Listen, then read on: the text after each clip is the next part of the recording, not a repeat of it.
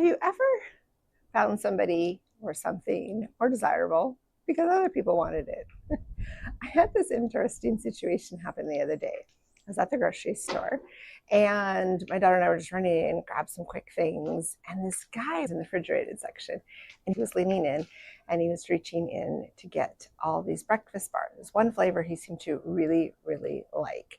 So as he was diving in and he bent down and he's looking into the back of the shelf, just digging deep, trying really hard to get as much, but he was doing it very sneaky. Like he just was worried other people were watching him. It was really kind of funny. So I'm standing up to the side, I'm watching this guy do this, and I'm like, oh, well, it must be really good because he took the entire box of them. And then my daughter bent down a little further and saw there were more further back on the shelf. She reached way back there, helped to have nice long arms, and she grabbed a couple of them. I said, well, hey, this guy must really like them. Let's try them. And then we get in the car, we open them up, and I'm like, oh, I don't like cinnamon. Cinnamon doesn't like me. Oh, why did we get this? Oh, these aren't even low in calorie. These are super high in calorie.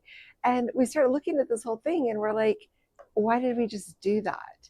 The guy wasn't trying to sell us, but the curiosity and the desire for something else that somebody else thought was amazing and worth completely stocking up and taking as many as they could reach was enough curiosity. If you've ever tried these, it's a cool name. Once Upon a Farm. How cute is that? And then we just start looking at it going, okay, no, it's not even what we like. It's not even what we wanted. But we grabbed at it because somebody else really wanted it. It reminds me back in grade school. There was this sweet new guy in school that all the girls liked. They were all super into him. Well, I actually wasn't attracted to him, but he liked me and everybody else liked him. And so I was like, sure, yeah, we can totally go out. We can date, of course. But that poor guy fell head over heels for me. And I have to admit, I was kind of just following along, like everybody else liked him. So maybe I was missing something. And he would put notes in my cubby. He had so many sweet things. And then one day I kind of did a big oops. Yeah, I did a really big oops. I heard he was going to put something in my cubby, but because I wasn't into him, I forgot about it. I never checked. And then, like a month later, I was cleaning out my cubby and I see this card in there. When I see the card, I open it up and oh my gosh, I feel so bad to even say this still now, all these years later. I opened the card and in it said, I really like you, but I don't know if you like me. So will you please show up after school at the swing sets so we can talk about it? Well, I never got the card until way later. So I did apologize to him at our high school reunion. Took me quite a few years to do that.